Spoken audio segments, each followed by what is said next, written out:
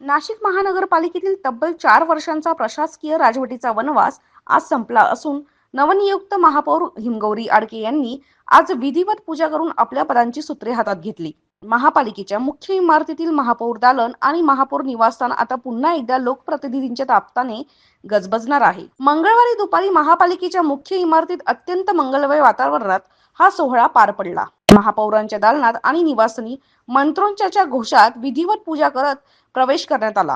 प्रशासक राजवटीमुळे गेल्या 4 वर्षांपासून कुलूपबंद असलेले महापौर दालन आणि निवासस्थान आजपासून सर्वसामान्यांसाठी आणि कामकाजासाठी खुले झाले आहे। दरम्यान नाशिकच्या विकासाचा वारू पुन्हा एकदा जोमाने दौडणार असून 4 वर्षांचा खंड भरून काढण्यासाठी आणि नागरिकांचे प्रश्न प्राधान्याने सोडवण्यासाठी आमचे प्रशासन कटिबद्ध असेल असा विश्वास नवनिर्वाचित महापौर हिमगौरी आडके यांनी व्यक्त केला।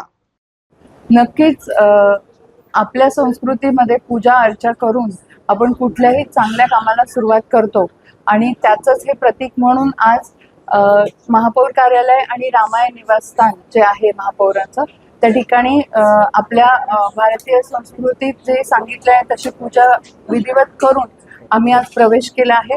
आणि सगळ्यात महत्त्वाचं म्हणजे ही औपचारिकता नसून एक काय म्हणतो एक शुभ संकेत आहे की आता आपल्याला चांगल्या कामांना आणि पुढे जायच्या कामांना विकासाच्या कामांना सुरुवात करायची आहे आणि त्याच हिशोबाने उत्साहाने आणि शुभ संकेताने आम्ही आज या ठिकाणी कामाला सुरुवात करत आहोत। विकासाची पर्वणी म्हटल्यानंतर जसं 100 दिवसाचा प्लॅन आणि अजेंडा तो मी लवकरच तुमच्या समोर मांडणार आहे की कुठल्या ठिकाणी कसं दौरे करणार आहे।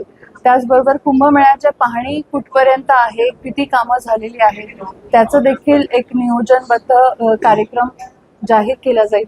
आणि ते करत असताना नक्कीच नाशिककरांच्या ज्या काही भावना आहेत, नगरसेवकांच्या लोकप्रतिनिधींच्या ज्या काही त्यांच्या प्रभागामध्ये जी काही कामं विकासाची खोळंबली असतील किंवा ज्यांना गती देण्याचं काम आपल्याला करायचं आहे, कारण कुंभासाठी जे कामं आणि नाशिकच्या विकासासाठी जी कामं गेले 4 वर्षापासून काही प्रशासकीय कारणास्तव किंवा लोकप्रतिनिधी नसल्यामुळे खोळंबली होती, त्याला आता आपण 24 तास नाही तर 48 तास असल्यासारखं काम करून प्रत्येक मिनिटात अजून 1 मिनिट कसा वाढेल ते बघून तेवढा स्पीड पकडून तसं आम्हा सगळ्यांसमोरच आपले पंतप्रधान नरेंद्रजी मोदी यांचा आदर्श आहे आणि देवेंद्रजी फडणवीस हे देखील 16 तास काम करतात, 18 तास काम करतात, त्यांचा देखील आदर्श समोर आहे। त्यामुळे कामाला कुठेही मागे न पाहता आम्ही सगळेच जण लोकप्रतिनिधी एकमेकांचा हात धरून नाशिकच्या विकासाकडे